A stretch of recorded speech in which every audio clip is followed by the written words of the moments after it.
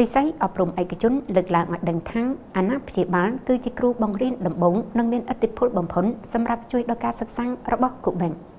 ផ្ទាំងមិនមែនគ្រាន់តែជាកន្លែងស្នាក់នៅនោះទេប៉ុន្តែផ្ទាំងជាសាលារៀនដំបូងបង្អស់ហើយមេដាបេដាំងគឺជាគ្រូបង្រៀនដែលមានឥទ្ធិពលបំផុតក្នុងជីវិតរបស់កូនៗ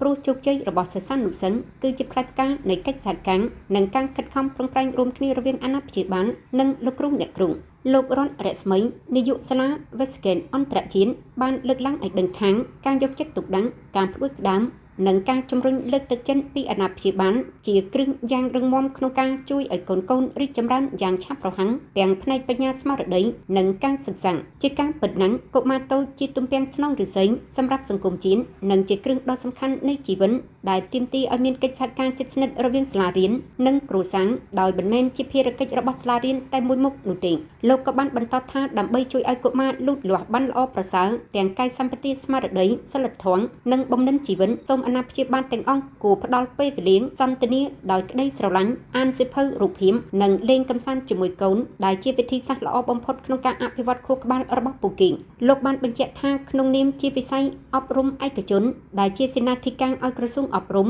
លោកក៏បានបដិញ្ញាចិត្តយ៉ាងមុតមាំក្នុងការបន្តថែទាំនិងអប់រំសិស្សានុសិស្សដោយក្តីស្រឡាញ់បង្កើតបរិយាកាសសិក្សាដែលមានសុវត្ថិភាពរីកចម្រើននិងមានគុណភាពជាពិសេសខិតខំពង្រឹងគុណភាពកម្មវិធីសិក្សាទាំងចំណេះទូទៅខ្មែរនិងអង់គ្លេសដែលទទួលបានការទទួលស្គាល់ទាំងជាតិនិងអន្តរជាតិរួមនឹងកម្មវិធីសិក្សារបស់អូស្ត្រាលីខាងលិចដែលសម្រួលដល់ការបន្តការសិក្សានៅក្រៅប្រទេសដូចជាប្រទេសអូស្ត្រាលីជាដើមសូមជម្រាបឲ្យដឹងថាការលើកឡើងនេះធ្វើឡើងក្នុងកម្មវិធីប្រគល់វិញ្ញាបនបត្របញ្ចប់ការសិក្សាកម្រិតមត្តេយ្យកម្មវិធីសិក្សាចំណេះទូទៅប្រទេសអូស្ត្រាលីនិងប្រគល់ប័ណ្ណសរសើរដល់សិស្សឆ្នើមប្រមាណជិត200នាក់សម្រាប់ឆ្នាំសិក្សា2025-2026របស់សាលា Westgate អន្តរជាតិខេត្តសៀមរាប